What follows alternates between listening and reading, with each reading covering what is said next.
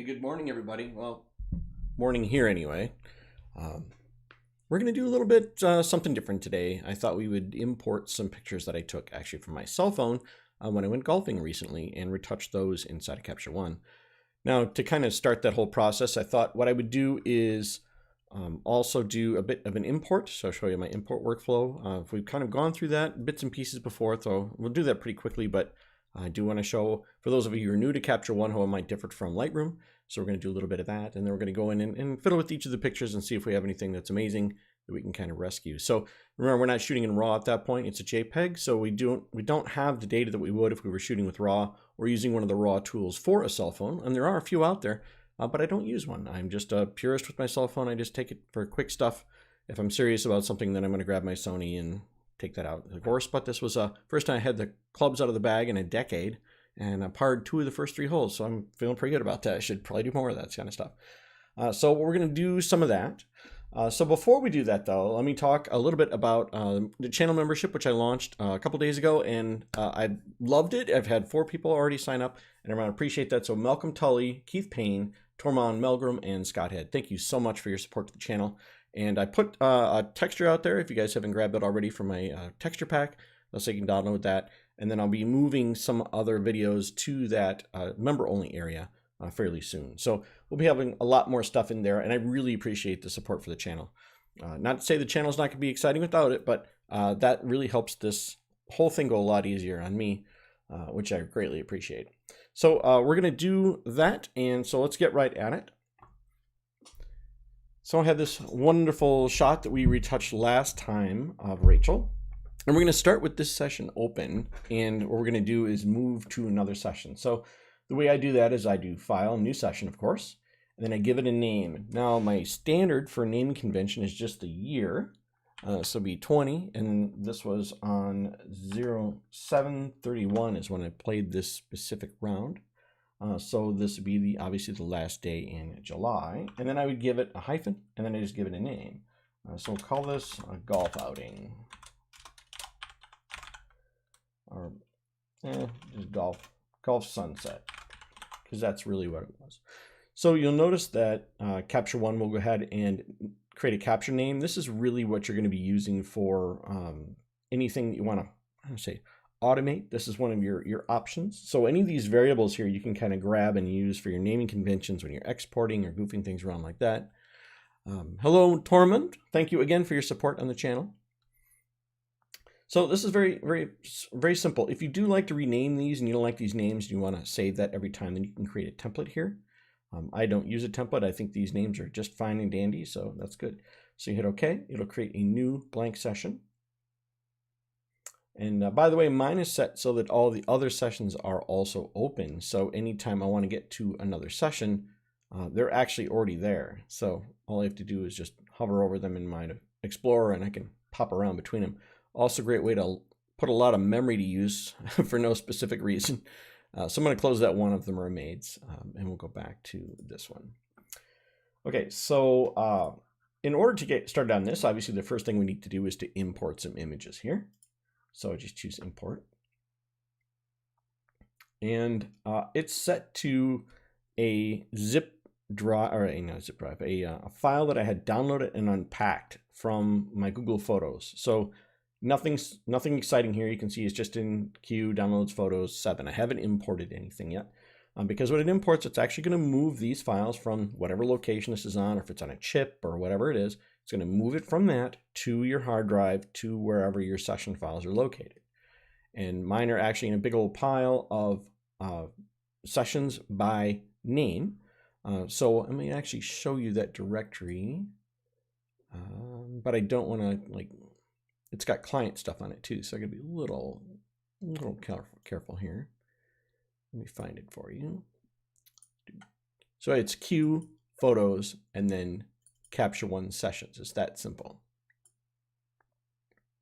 And I'll just squish these a bit. There we go. So you can see that in this very simple Q photo sessions here, all my sessions by name with the date. So if you're a catalog user and you think it's really easy to be able to go and find stuff inside of your catalog because you have a date and a name, this is effectively the same thing. I've got my names here of all the things that I've done, but inside of each one, like this one here, this is the golf one we just created. Here's our capture, which we don't have anything in yet because we haven't imported anything. Our output, our selects, our trash, and then the file. So capture one is very tiny. The sessions are very tiny because of this method of import. And this co-session database file does not get very large. It's actually not a very complicated database either.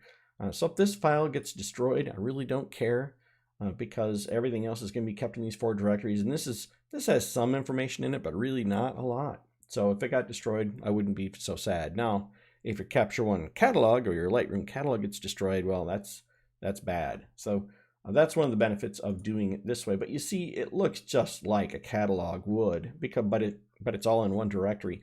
The other nice thing is if a project is done, like if this work I have for Bobby here is done, I can take her entire project, throw it onto a DVD or some other Blu-ray or whatever archive media I'm using and remove it from my working drive. So my Q drive is actually a working drive.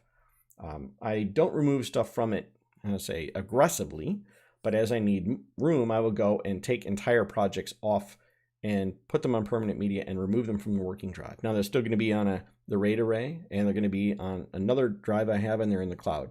But then they'll be on that physical media as well. But at that time, I will remove the capture directory because their project is done, and it means anything that wasn't selected or retouched is junk, basically, but I didn't know it at the time. So the capture directory is typically destroyed at that point. The selects folder, which contains the ones, well, let's import it and then I'll show you. And we've gone through this before, so I don't want to belabor it, but you do get the idea. And when I'm importing, so I tend not to check this exclude duplicates box. It works really well in Lightroom and it does not work really well in Capture One. It does find the duplicates, but it is a slow path. So I find it easier to just import them and remove the duplicates by hand, which is sad. So I hope they're working on fixing this, but I don't know what method they're using to compare it, but it's not just the file name. It's a little more laborious than that. So the destination, obviously you're putting everything in the capture folder and it shows you there. If you want to get to the capture folder quickly, by the way, that's what this arrow is for. You click on that and it'll open it right up to that capture folder. And then it shows you the simple path here and the amount of size left on this drive. If we want to also duplicate it at this point and copy all the stuff we're about to import to another location, we could. I don't do this because we haven't culled the session yet. So if there's any junk, and there will be, I don't want to have 2 copies of it. So I'll do the backup automatically at midnight. I have a process that runs. So I don't use this, but you certainly could. Naming convention, we just leave the image name here. Now this is where you could have a bit of fun. If you're a person that renames your files or likes to name your files in a certain way, you could automate that process here by using any of these tokens. So let's say you have the file name in front of it, you like to put your initials, and then you like an underscore, and then you want to put in who knows what. Maybe it was the camera that you used. So you go down and find information on the camera serial number, whether you had, what lens you had it on. So say, let's put the lens there. This won't be very interesting because it is a cell phone at this point. But we can go and find, okay, what other information do we have? What model of camera do we use? And we can create this thing that we use as a standard when we do our import. Now, obviously, I don't want to do that, but feel free to play with this idea if you're thinking about coming up with something that might be handy for you. But again, I don't know that I go overboard. I tend to do my renaming when I'm actually doing the processing of the image and taking it to Photoshop. So that's when I do my rename. But, you do you. So we will just use the standard image name here. And then we'll go down. And then we have the metadata. So it's going to use the copyright. Here's my name. And this is wrong, obviously. So we're going to call this Golf Sunset.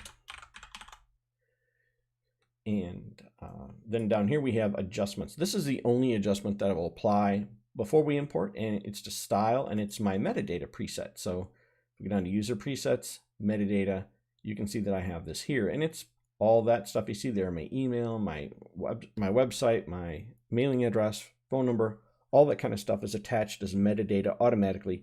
And this is the default style. So it'll automatically add these as I import. So that's a really nice way to include anything you'd like to include up front. You could get handy and do all kinds of other things with this as well. You could apply other styles. For example, if you're into using one of these presets here, or you have your own presets. I know some people like to import in black and white and then mess with it. Well, that's up to you. But I just use the metadata preset here, and then I do import all. Now what that's going to do is import all those images from my cell phone into this session. So I can, if I was importing from a chip, I can basically unplug that chip now and format it inside the camera, and we're all good there. So if we go now and we look at our capture folder, and I right click and choose show in Explorer, we can now see that our session has all these imports in here. Now each file here will also have a duplicate setting inside of here called COS, and this is the Capture One settings. This is the stuff that Lightroom puts into its catalog, but Capture One chooses to put on here as a file. Now, if you don't like the fact that you've got two files to keep track of, you can pack these as EIP. That is the enhanced image package, and inside of here you can find it somewhere. I have a lot of stuff going on in here now these days. Anyway, there's a Capture One pack as EIP in here somewhere. In fact, it may not even exist for JPEGs. That's a good question. I don't know. There's a lot of stuff going on. I installed this AC/DC product, and it's fine, but it's not for me. But I have yet to reboot to remove it, so it is making this properties dialog immense. Anyway, so we won't worry about that in here. We can also pack it as EIP in here if we choose to. So right click. Oh, no, so I guess it won't let you pack it a JPEG as an EIP. It has to be a RAW. So there we go. Learn that lesson. All right, so I just took some random shots with my cell phone, and I thought we would go through and look at them. So I'm just going to say I like this one. So I'm going to hit P on my keyboard, and a P is my shortcut key for this, which is move variants to selects folder. And remember, inside of Capture One, all of the ones we love, we move to the selects folder, and there's a physical hard drive folder right here. And you can see it's just, it's parallel to capture. So you have a capture folder, a selects folder, and an output folder. And it's going to pick it up, and it's going to move it out of that folder and move it into the selects folder. And if you're a Lightroom person, you may think that that sounds really annoying. But if you're a person who thinks, what should I be backing up? You'll automatically think of, oh, well, that's a lot easier, isn't it? If all my good stuff is in the selects folder, then it's a lot easier for me to pay attention to what really is important to this session. And you can't do that in Lightroom. So that's one of the reasons I love this. It's one of the huge reasons I'm a Capture One fan. And initially, I fought this. I was like, I want everything in the same folder, just like Lightroom, one giant pile of stuff. Then I realized, wow, in 5 years, when I have to start deleting these jobs, I have to delete the entire job. Like, I don't know what stuff I'm supposed to be keeping and deleting unless I go into Lightroom, open up each job, select everything that didn't have a star rating that was equal to something, and then hit delete. And that doesn't obviously make it backed up more. I had to back up everything every day 4 different ways, because I like to have 4 backups of things. My main drive, or my working drive, I call it. There's a desktop copy, there's a RAID copy, and there's a cloud copy. And I'll actually make a video on how I do all that. It's not too complicated, but I'm really lazy, so I've automated all that kind of stuff. I use a product called, what's it called? It's a good question. Now I want to know what it is. Well, I actually use a couple different products. I use iDrive for my cloud. And these are not people who've paid me for anything, by the way. These are just ones I really like. I like iDrive because it wasn't expensive, and it was a huge amount of space. And it runs just in the background. It's fine. There's Polar Backup, which I bought on a deal. It was a very low. It was like $100, and you got 2 accounts with like 4 terabytes each or something ridiculous. So why not? So I got that. So I actually have 2 cloud accounts. Because remember, I'm only backing up my output folder to the cloud. I don't back up my capture or selects folder, so I don't really worry about that. It's called GoodSync. So GoodSync is the product I use. Let's take a look at it real quick. I've never really talked about this before. So here are my 3 jobs that run constantly. One is Capture One. So this will move everything from my working drive to my Drobo, which is a RAID array. And not the RAID array I would have purchased now with current technology. I'll take a drink, by the way. But there's nothing wrong with it. It's just I think there's a couple other options out there I think I'd rather get. And I won't talk to them yet because I don't have it and I've got to try it. But I think for the price, I could probably get something a little bit more flexible for what I need. But of course, I've had this unit quite a few years, so now there's lots of other goodies that maybe that same company kicks out. So what this thing does is you click on it and you go to options. And inside of here, you can set all kinds of things. You have a right side and a left side. So my right side is my working folder, my Q drive. That's the internal drive that I use for working. It's a 6 terabyte drive. And then over here, I have my Drobo, which is, I don't know, it's huge. And what I want to do with this is set it so I just determine what happens from left to right. So in here, my filters. So anytime after this date, February 1st of this year, is when it starts to back stuff up. Anything before that, and this is the last date modified, okay? If it's been backed up before this date, I really don't need a copy of it now because I've been moving stuff to archive for a while. And if I haven't touched it since February, chances are that it doesn't need to be backed up again and again and again. It's been backed up 4 times. So don't go back and try and renegotiate that constantly. Because what if something changes? Like, let's say I get a virus or something and it infects a bunch of my images or changes my images or ransomware or whatever. I don't have to worry about any of those things getting infected. By the way, there's a cool setting in here that says if a certain percentage of your files have changed, don't run the backup. So we can say like if 20% of my files suddenly changed, don't run the backup. And then let's talk about the filters briefly. In here, for example, I do not back up Capture One thumbnails. There's a couple other things here. I just don't back these files up. They just take space and I don't need them. Anything that's trash, any of the adjustments, cache, sync, or my desktop.ini folder. It also doesn't back up any of these options here. And then it's automated on a schedule. So if we go in here, it just says 15 minutes after 1 a.m. in the morning. It just runs it every day of the week. So it just copies that files and everything's good. So you can see in here, it does all kinds of, you have all kinds of options. And I really love the product. It's great. It's not expensive. It's just, I mean, really you can do anything with it. So there's that one. And then there's this one here, which takes everything that is on the Drobo and then copies it to another drive. And it's an external hard drive holder. I can put a link down below after the live stream is done, but you can put any hard drive in that, internal or external, external hard drive into that. Either a regular old hard drive, like your giant beasts, or all the way down to your nicer state-of-the-art solid state drives. So it takes everything, and it's not expensive too. I think it was like $25 or something like that. It was very, very cheap. But you just slap one of your big extra drives you've had from your RAID array into that, and you're good to go. So this has a very similar rules that it just goes and copies the stuff from right to left and then abides by these rules. It runs a little bit different time, and it doesn't do, it doesn't, like this one, for example, used to back up all the Lightroom data and Lightroom previews. Talk about a huge waste of space.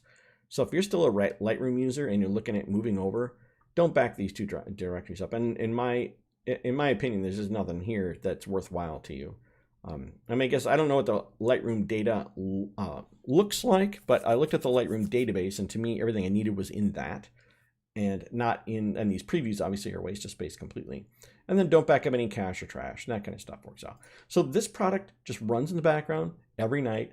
This one here runs on Fridays, and it is an FTP job. So this will back up to an FTP as well. So it FTPs all my copyright filings up to my lawyer, and they handle all that stuff for me.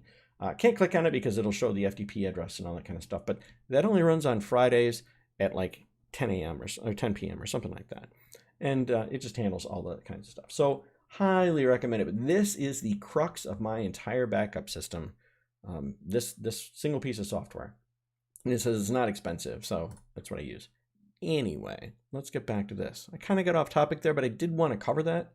I know a lot of people keep asking me about it, so today was a good day to do it. So do I want this one? Yes. So I'm going to hit P on my keyboard to move it. And then I have a couple options here. I have this one and I have this one. And let's just go with, do I even like those? I like this one better. Let's go with that one.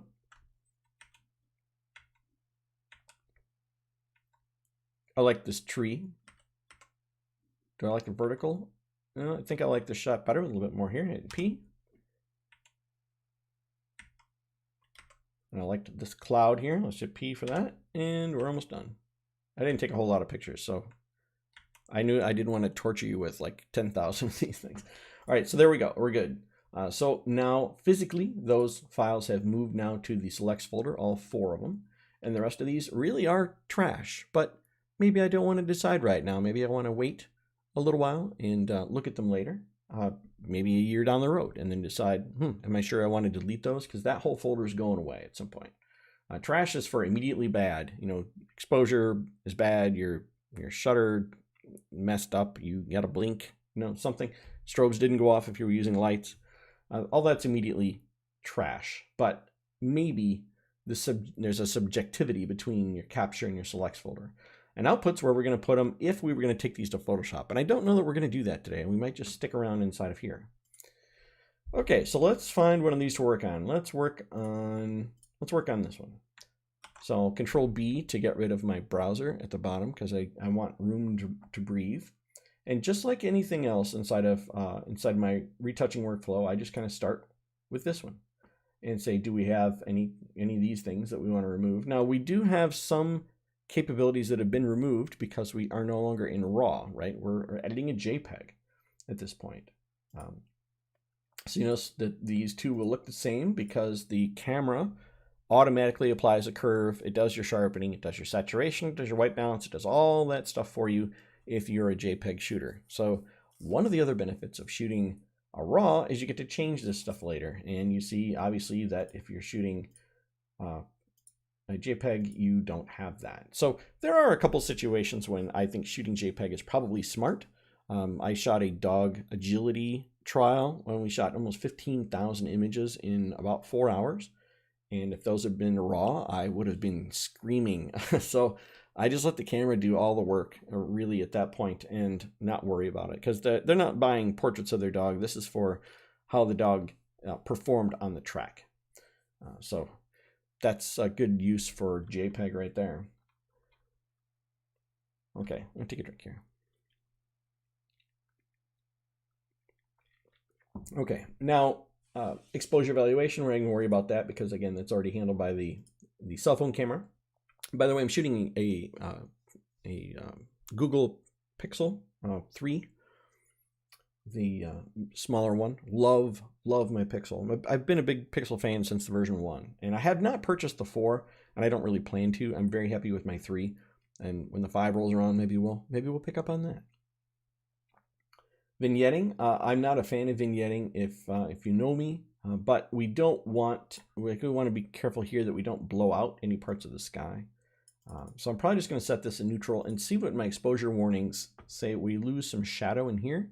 Otherwise, the camera did a really nice job of not blowing any highlights. So everything here is within gamut, which is really cool. Any purple fringing, we don't need any of this kind of stuff here. White balance is always subjective, and for me anyway, and I'm not really going to worry about that. And then keystoning. One of the other things, and I don't know that I want to get into it today, but you can evaluate an image based on LAB settings. And I don't know that I want to get into that today, but you can use LAB, which is kind of like RGB, but it's LAB, to determine your white balance, especially in areas like clouds, because you should only have white and blue and not any green, or in white areas of clouds, you should only have white. So it's a really kind of a handy thing. I don't want to get into that today. That's a whole, that's a different mousetrap, but LAB mode is one of those things I learned early on that has been a really nice, I'm going to call it a tool for situations I run into where I'm like, how am I going to solve this and LAB has been pretty cool. So neat thing to learn, but again, that is a dark tunnel to go down, and we're not going to do that today. All right, so next let's go to exposure evaluation. And we're working on the background layer currently, and you can see the contrast is really good. We have everything all the way from our black point all the way to our white point. And we do have a bit of clipping here, which is what we saw probably down in here in those little bits of trees, but that's a really phenomenal spread all the way across there. Perfect use of the histogram. And if you were shooting manual mode as a camera, are you confident you could get all the way across? Remember, as a photographer, your goal is to fill this gas tank. And this last stop here, I've talked about this so many times, you guys are going to roll your eyes. This last stop here is half of your image data. So if you are one stop underexposed, you have half of what you really need. And then this is a quarter. So if you're two stops underexposed, you only have 1/8 of the data. So half, quarter, eighth, and 1/16. So be sure that when you expose, you push all the way to the right. And this camera did a phenomenal job of parking it right in next to the end of that. So very pleased with that. So exposure. Now, if you've heard me before, you know the exposure really is the big deal in RAW, right? When you have RAW data, exposure means a lot. Once you leave RAW and you're in JPEG, this here doesn't quite do the same thing. It kind of makes everything muddy or too bright. It's not really the same creature it used to be back when it was raw data. So I tend to prefer other methods, the brightness, for example, because it won't move this point or this point. So brightness kind of works in the middle. And it's just my preference for this type of thing. Contrast, the same thing. Contrast does tend to try and spread this histogram. So if you look at the histogram, it's spreading it apart. And that's why contrast can sometimes blow out areas of your image. So be careful with that. As long as it's not moving this end, we're okay. But if it starts to spread this against the wall here, like this, we can run into situations. So I want to just kind of get a little bit more contrast to this image. I think it's a little flat. So we'll just do that, but we'll be careful here. And notice that it's being pretty gentle about not blowing out my image, which I appreciate. Highlight recovery obviously is not going to do any sort of highlight recovery now. It's going to have to kind of do it. I was going to say a word, but it's not going to do it efficiently because you really can't remove highlights now. They're all part of the picture. And so it's going to guess what the highlights are based on their position on the curve and try and push or pull them down. So it doesn't have the same capability it did once we were in our RAW, where it's amazing. However, I do use this slider even after I've done my retouching in Photoshop because it does add that little bit of bump to the highlights. So I don't use it as you would in RAW processing. It is a little bit different function to me in JPEG, but I think that's just my mindset. And so I use the tool that way here. I do like that.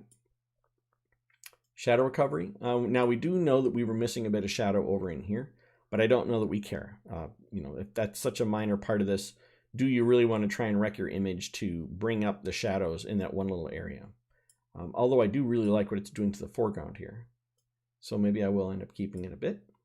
And then black, obviously is moving this point here. So you could actually pick this point up and move it up, which eventually would make the image gray. By the way, 18% gray is right here, by the way. If you've ever wondered where that color comes from, it's a perfectly flat curve.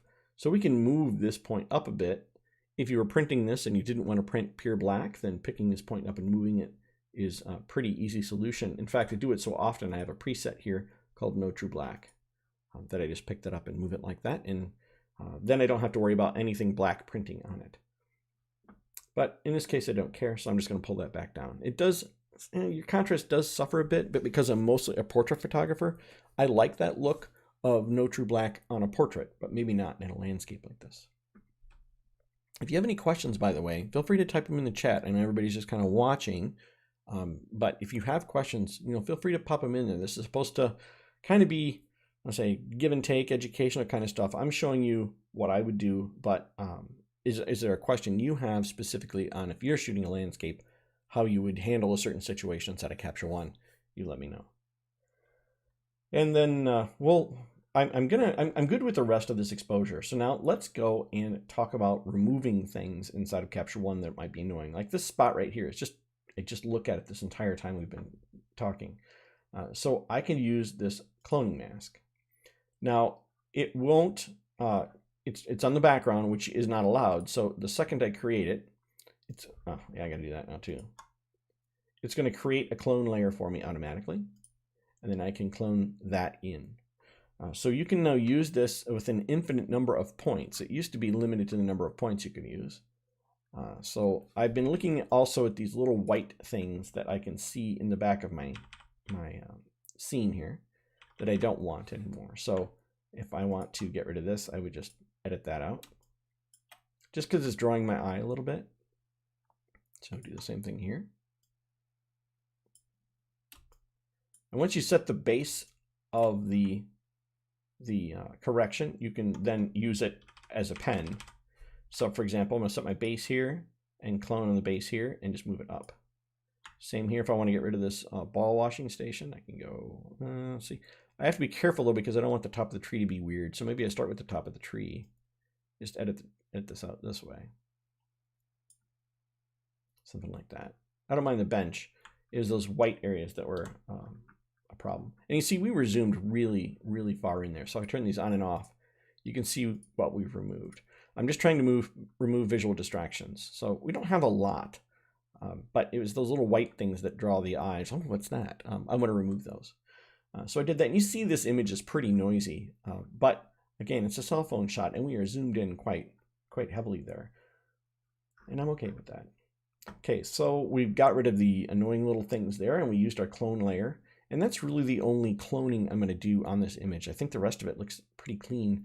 I did try and, obviously as a photographer, take time to aim my lens and my camera and decide where to clip it, because there was a distraction right here. I think there was a person standing right here. In fact, I think one of the other shots we were going to pick had a person's hat right here. So they were just outside the frame. And then I picked subjectively where I thought the cloud was interesting, and it got kind of boring after this point here. So I just thought I liked this variation. So it's just those few minor things that bother me. I would love to get rid of this building back here, but I think that the amount of damage we probably end up doing to the picture to remove that might be a bit much. So I'm not really worried about it. It's fine. Okay, so now let's really see what we can do to pop this image a bit. So there's a lot of really cool tools inside of Capture One. One is the Luminosity Curve. So let's use that just for fun. So I create a new field adjustment layer. And then you can click on Luma Range. So inside of here, you can see the mask is covering everything. And we can basically take in, so if you click between these 2 points, you're basically picking the black point and pulling the whole thing back. This black point is kind of think of it like this is blur. Like this is the hard stop. And this is the amount of blur between it and the area you haven't selected. So how soft of a transition do you want it to be? All the way to white or just a little bit out from it, for example. And then you pick where you want that cutoff to be. So something along, let's say this line's here seems to be, and I'm pulling the whole thing now. So I'm gonna put that back, so I don't want my white point to move. So I'm just gonna move the black point here and this transition. I want to catch some of that dark area, but I'm trying to stay out of the green. We're catching a little bit of cart path there, and that's okay.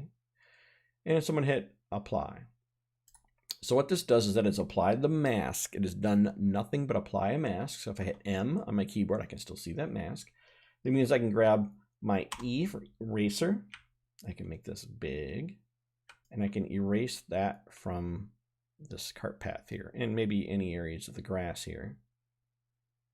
Just so I have just the sky. And again, I'm not going overboard with trying to use, auto masking and all kinds of crazy stuff around the sky. I'm not going to do anything super destructive. Again, if you're following my photography, I like subtle adjustments typically, unless I'm doing something crazy, and then we're doing it in Photoshop anyway. So we're just going to kind of keep it easy here, but we can still get a dramatic change. So I've now selected the sky, but I've selected it using that luminosity range, so that here we have all this area is selected except for the fade off here. So this is basically selecting most of the sky, and that's really all we did. So now we can go and, again, any adjustments we create now are honoring this mask. So if we want to create more contrast or less contrast, this is now the area we're playing with. So we can lower the brightness of the sky, for example. But we're lowering the whole sky, which isn't so handy. So let's start over. Let's create a new luminosity mask. And this time we're going to be more aggressive with how we use it. So for example, I'm going to squish this all the way over. Make sure you show your mask so you can see what you're doing. And what I want to do is select just the brightest, so the brightest parts of the sky here, and maybe kind of fade it off a bit. So this is just the brightest parts of the sky. This. So once we have the brightest, we can select this, and now it's just the brightest parts of the sky. So if I want those brighter or darker, for example, I may want to brighten the brightest parts of the sky a bit. And watch here again, because I'm clipping. You see how I'm clipping that red there? So if we turn on our exposure warning, we can see the areas now that we are damaging by being so aggressive. So what I may want to do is lower my entire image's exposure just a bit. Go back and then give myself some wiggle room here. So it's this pushing and pulling. There we go, just a point where we're just starting to poke in. So now we've gone before and after. So we've gone and kind of pulled the whites up and left a lot of the darker behind. And we didn't use any brushes or anything. It's just kind of just very subjective. So I like it like this way. All right, so now let's do the same thing. Let's do another one. And we're going to use a fill adjustment layer and use a luminosity mask on that. And then we're going to do the darker parts of the image. So I'm going to pull this white part in here. And I'm looking, again, I'm looking at the sky primarily, but so I want the sky, the darkest parts of the sky kind of feathering into, that's what this is, feathering into the lighter parts. But again, this is the brightest part over here, and we're nowhere near that. So we're really kind of focusing on, and I'm not looking at the green, by the way, I'm just looking at the sky. So I'm adjusting this part of the sky. So all the way from the blackest parts in the sky to this bright part here. In fact, let's unfeather it for a bit so you can see what I'm doing. So I'm saying this is the parts of the sky that I'm looking to affect. And then I want to blur the edge of that to collect these parts here. So that's how I use this. This is your hard stops and this is your blur effectively. So I'm picking this much, okay? And I'm hitting apply. Now that mask looks like this. I'm hitting M on my keyboard and I don't want any of this stuff down here. So E for eraser, and I can go and just get rid of all of these tree selections here. See, I don't want any of this kind of stuff anywhere on my picture, right? There are other ways to erase a mask, by the way, but this is like the no-brainer. I'm just gonna do it this way.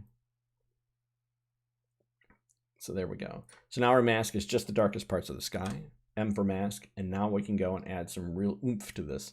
Say by taking our blacks and moving our blacks around. And we don't have a black. Let's do this. Shadows. Black point. Take our highlight down. Take it all down. You know what we could do? Let's just do it. Let's do this. Let's grab the brightness and pull it down.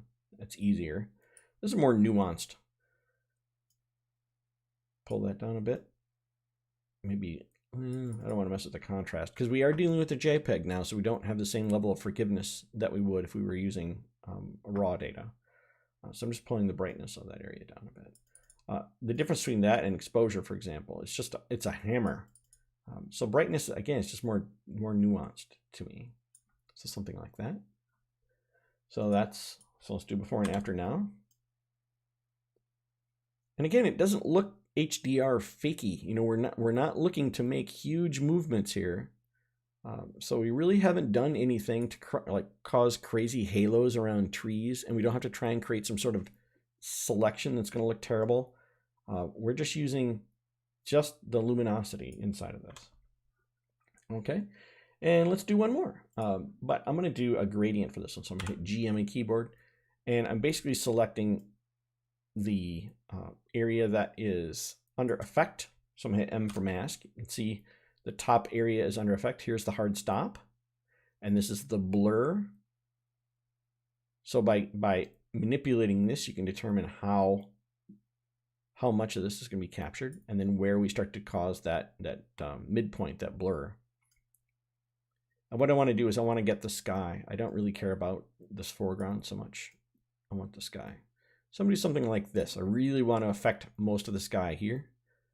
but avoid the foreground. But again, not using a very hard mask. You could use a mask and do, you know, an auto mask, select this edge, feather the edge, goof around with it, all this stuff, and end up with this halo that is really obvious. And it just jumps right out to me. As a print competition judge, halos are one of the main things we look for. And it's avoid it by doing this, just grading it across the entire thing. As long as your changes are subtle, no one's going to notice. So I'm going to go here, and then I'm going to go into the color selection tools, and we're working on this mask specifically. And then I'm going to go and say, what do I want to do here? Well, I would like a little bit more saturation, but I can do that two ways. I can go in here and say, I just want to saturate the whole thing blindly. And you know, that might work. In fact, it's kind of pretty. But I could also do that in here, and I can choose how I want to saturate this. I can choose what areas I want to add. So say I want more blues in the shadow areas here, make a little more angry cloud. The midtones, maybe I want to leave that alone or warm it up a bit. Or we just go around the horn with it. I'm going to leave it where it is. And then the highlight, which I rarely play with, normally I can go in here. And notice that I still have my highlight warning on, and it's saying, hey, buddy, you're doing some damage here, so you've got to be a little careful here. And then my master, which is the overall brightness, warmness, or not brightness, warmnicity. But if you find yourself arguing with this, which I often do, it's sometimes just easier to go and raise the saturation, just blanket saturation here. Now you don't want to do this. You don't want the blue to look overly fake. And I think that's one of the things that's kind of a telltale sign that you've tortured an image, is the blue is too blue. So I tend to kind of want to bring that back until the blue is believable. And I love all these warm colors in here. And you know, sunsets can get insanely colorful. So this is a good place to do that. But I'm looking at the blue. That's my trigger. Now what I want to do here is create another adjustment layer. Hit B for brush, and I really love this whole area in here, right? So I'm just going to take my brush and do a quick little mask. It's just like that, just a splat. Kind of think like an artist here, right? This is the area of interest. So don't overthink it and try and use the tools like, well, you know, what kind of selection tool will give me that? Just draw it on there, right? If you're making subtle movements, again, you can get away with murder in here. And what I want to do is I want to saturate that a little bit more, right? So it's just subtle, just a nice little touch, just with those oranges. And I like that. That's nice. In fact, I can go in here and I can make subtle adjustments just to that area. So if I wanted to add more blue, which I kind of like, then we get that. So, and notice I haven't gone out of my way to label all these things. I'm lazy about that way, but what would I call it? I mean, just a bit of cloud here. So I just leave them like this. They're good enough for what I'm doing. Now the foreground, I don't really need to do anything with it. I'm happy with that. So if we go back to the background, we'll do one final pass at all these corrections we made before, and now look at it in general. And I still have my highlight warning on, by the way. When I'm working with JPEGs, I do want to know if I'm blowing something out, because if you try and print pure white, you're going to end up with an area where the pigment on the paper is stopped, and you have a mark, like a watermark. I'm going to take a drink, by the way. So I appreciate everybody clicking the like button here. We've got 2 people that did it, but I've had a lot of viewers. So if you would take a moment and do that, I would appreciate it. And that assumes that you like the video. If you don't like the video, then don't click the like button, right? And obviously, if you've watched these videos before, I appreciate the subscription to the channel, as always. Okay, so we've got that looking good. So let's go fix our final exposures. Do we need to change anything here? So I want this as close as possible, but not outrageous. If you hold on your Alt key, you can make subtle adjustments here. But again, you're just asking for it with this slider, I think. So be careful with the exposure slider. You don't want to make it too low. This is muddy, right? You do want to use this entire curve. Then you know you've got a good looking image and it's not muddy. I know a lot of people are like, well, I want a dark and moody image. A dark and moody image still has something that is bright, right? If you're shooting a picture by candlelight, the candle is almost blown out. And even though it's just a candle, if it's your light source, then it needs to be bright. And if you take a painting class, you'll learn about when to use, you know, white pigment on a canvas, and almost always there's something that is using this entire visual range, right? Don't just focus on one area. You make muddy images that way. So this is a good sanity check. Did I use the entire range? I did. All right, good for me. All right, but are there any areas that look like they're really close to being blown out? Maybe that one. Huh? Says no. So we're good. Any other adjustments here? Any highlight? Again, we're affecting the entire image because we're on the background layer, not on any of the other adjustments. So I'm just making sure, sanity check wise, that the rest of this image looks good. I have my Alt key held down because I'm looking to move little adjustments here, not big ones. And I'm just kind of wiggling every control to see what changes it's making. And then I'm not going to play with saturation of the entire image. I think this would look a little goofy. Yeah, goofy. And then I liked these two. We made these changes early on. And this is now the foreground brightness. And maybe I want to bring that down a little bit, just because this is mostly driven by the shadow. You can tell by, if you hover over it, you can see where it is in the curve over here. So I can see this is mostly going to be controlled by the shadow slider here. So I can darken that down to make it not as dominant.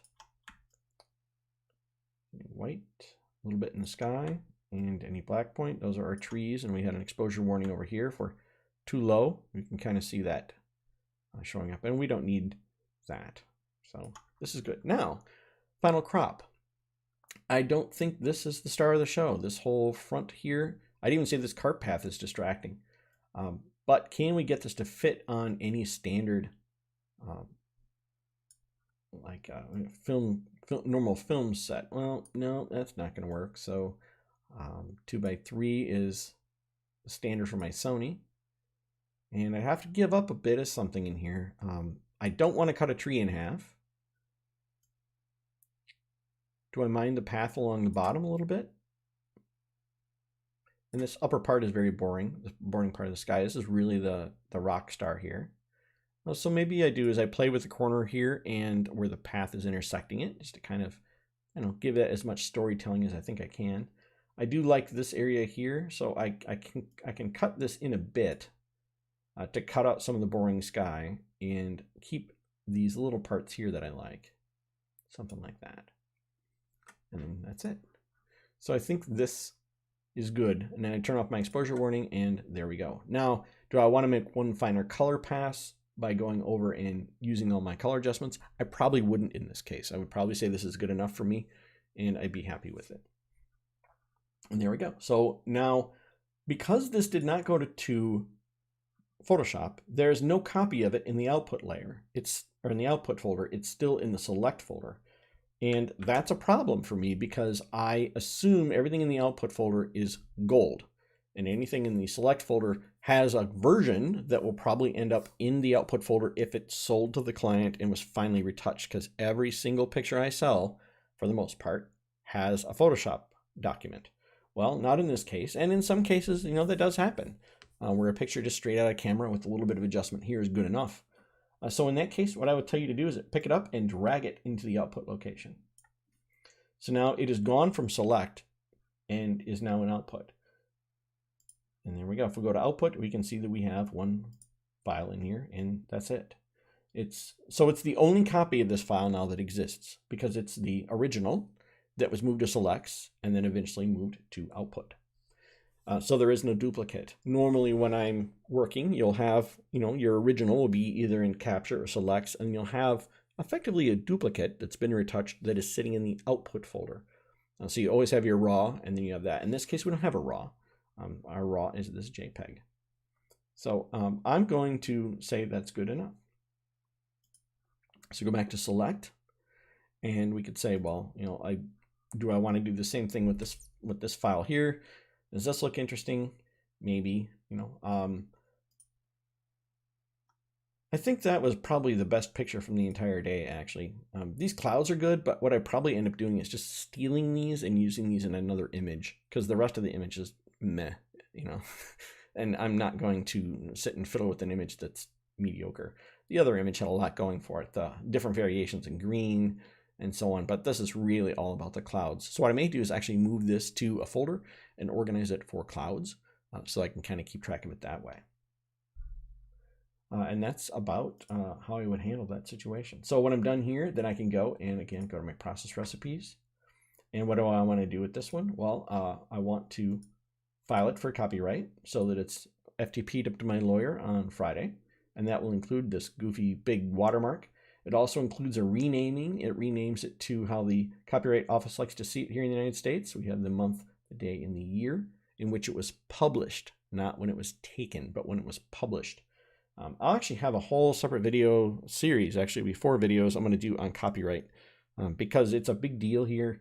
And I think copyright law in the UK and the US, I think they shake hands on that. So if somebody steals the image in the UK or the US, that they'll honor it. I know Germany does. Germany's very aggressive at copyright, more so than the United States. I guess they're awesome at it. And then I want to put it in my portfolio. So I'll check this box, and this recipe includes a watermark. So if I go to my watermark, I can find it, and there it is. It's wandering around. So I'll put it somewhere subtle that's not wrecking the image, maybe over here. And maybe increase its opacity just a bit. I don't want your eye to be drawn to it, but I do want to give it a credit. If somebody's like, "Ooh, who did this?" They can go and find it. I keep 2 copies of watermarks. I keep a black one and a white one. For each of my brands. So I have a boudoir brand, I have my regular brand, and then I have my high school senior brand. So let's try a white one. I think it's going to be too much. No, it's nice, actually. And then again, lower the opacity just so that it's there, and I can make it even smaller. It's kind of like a little signature in the corner. I like it. And then do I want to keep a printable version of this one? Sure. So now this will put a printable version into my Dropbox. These 2 are Dropbox folders, by the way. That's all it's doing is throwing it into Dropbox. And you do that in the file area of file recipe. It says, what's the root folder? It's normally set to output, but you would change it to your whatever specific Dropbox folder you want to drop it into. And do I want any of these others? These are not for clients. It's not for boudoir. And the rest of those are all specific. So these 3 processes here, you just hit process. And now all those will be handled, dropped in their appropriate drop boxes, and everybody's happy. So there we go. So today we covered a bit of my backup process and how I do some of that.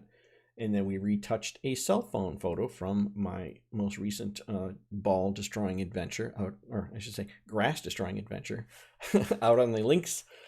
So if you have any questions, throw them in the comments below and I'll get to them. But I appreciate everybody joining me today, and huge thank you to the new members who joined. I really appreciate you guys. So we have Malcolm Tully, Keith Payne, Tormund Melgrim, and Scott Head, who all took time and joined the channel because I just launched it a couple days ago. So I really appreciate you early adopters putting your time and effort and your money behind the channel and giving me the opportunity to do some stuff. We're going to do some stuff with this helmet back here. We're going to do a body paint with that on my friend Angela, and I'll probably video quite a bit of that, aside from the obvious parts. But we're going to do a bunch of that, and then we're going to create a bigger masterpiece out of that, and that's going to be an underwater scene that I'm going to enter in a print competition. So I've got some high expectations for exactly where we're going with that, and there's a lot of weird techniques we're going to use to get there. In fact, we're going to use another piece of software called ZBrush, probably, to create a very large tentacle. There's a couple different ways we could do that, but I'm going to use the digital method. We could create one out of foam and shoot it, like create a miniature one and take a photo. I might even try that.